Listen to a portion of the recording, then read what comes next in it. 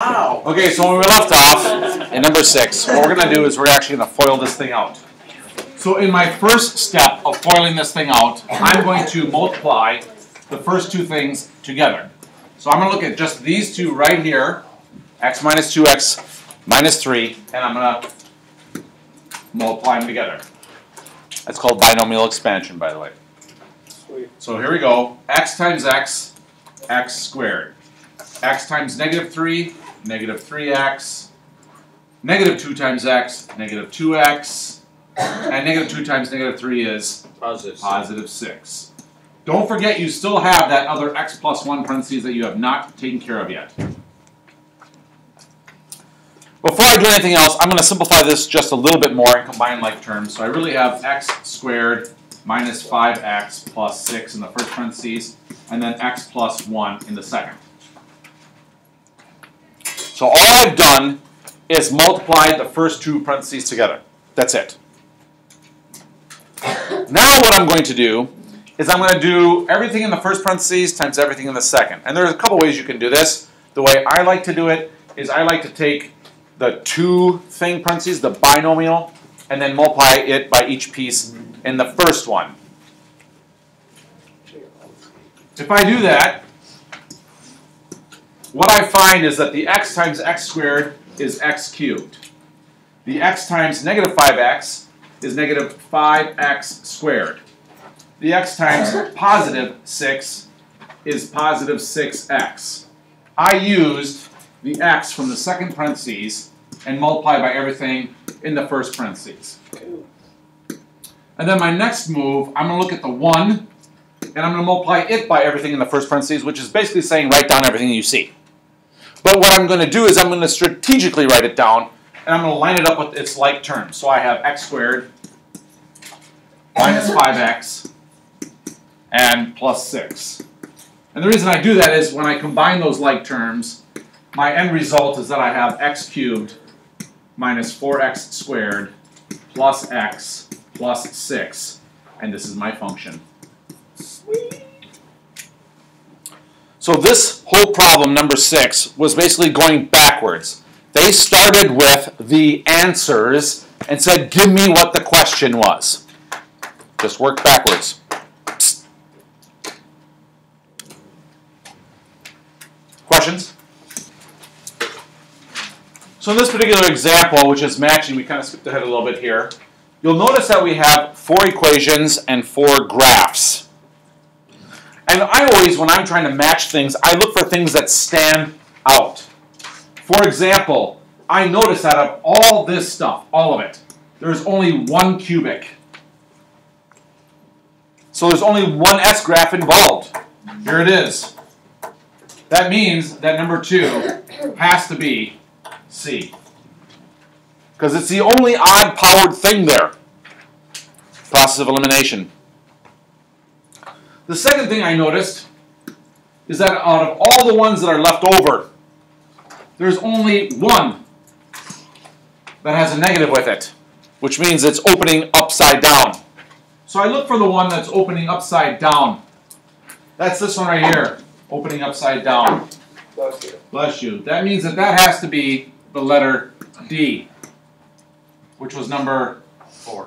4? So this is D. So now there are 2 graphs left over. Both of them are even powers. How do you tell the difference between them? Adira? Big butt. That's half. Big power, big butt. Big power, big butt. So which one has the bigger butt? Number 1 or number 3? Number 3. Number 3. So it has to have the bigger power. Which letter is it? B. Which one? B. B. Which means the other one has to be A. Okay, so big power, big butt. That's how you tell them apart. Wider on the bottom. Questions? Okay, last problem. In the last problem, we're going to talk about something in mathematics that used to be extremely useful before the advent of calculators and computers. And still can be useful. And it was very powerful back then. It's called the intermediate value theorem. And this intermediate value theorem says that if I take an x value and I produce a value, and I take another x value and produce a value, then if I look in between and I pick an x value in between that, there should be a y value in between the two first y values that I produced. Now that seems really like a lot of mumbo jumbo. So let me just talk about what that means in all practical senses. Let's say I'm looking at this function right here, this h of x function, and I know that I can make a table. And I make an x value, and I make an h of x, which means the same thing as y, my dependent variable. And let's say I want to plug in a 0 for the x. What pops out for the y value, or the h of x? 2. 2. Because everything disappears except for the thing without x's. Excuse me. And let's say that I wanted to plug in a 1. What pops out for the y value? -7. Negative 7 is correct. Very good, Joe. Negative 7. Because 1 to the 4th is 1. 1 to the square power is 1 times negative 10 is negative 10. So 1 minus 10 is negative 9 plus 2 is negative 7. So here's what the intermediate value theorem says. So this is also called, by the way, IVT. You'll be talking about this in calculus or AP calculus if you move on. It says, hey look, if I pick a number in between 0 and 1, I know for sure that if this function is continuous, what y value will I hit? No, bless you. There is a number between 0 and 1 that for sure will produce a very certain y value or dependent value in here. -2.5. No, you're not. Listen to the question. There is an x value that's going to produce a certain y value. Which y value am I talking about? 0. How do you know I was talking about 0? Let me help you.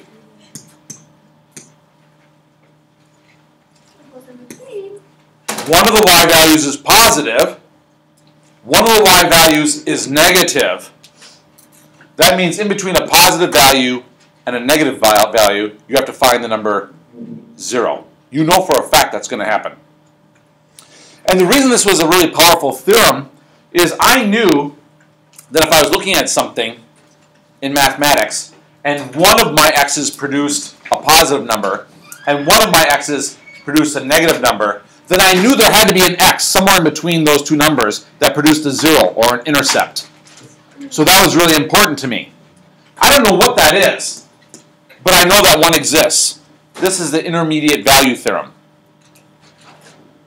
That if I see a value produced that's positive and one that's negative, then I know that a 0 has to be produced somewhere between 0 and 1. So if I went into my calculator, I know I'm looking for something on the x-axis between 0 and 1 to get out a 0. That's powerful. Pictorially, this is what it looks like. So I got a graph, and I know that if I go to 0 on the x-axis, I'm at positive 2. So here's one of my points. I know that if I go to 1 on the x-axis, over here, I'm at negative 7, down here somewhere. And I know that if I connect these things,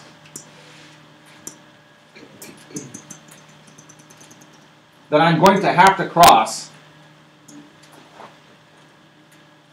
the x-axis. And if you notice, it's between 0 and 1. That's what the intermediate value theorem is saying. I can prove that there is a 0 between 0 and 1 by showing that h of 0 is 2, h of 1 is negative 7. That means h of something between 0 and 1 is going to be a 0 if your function is continuous. Mason.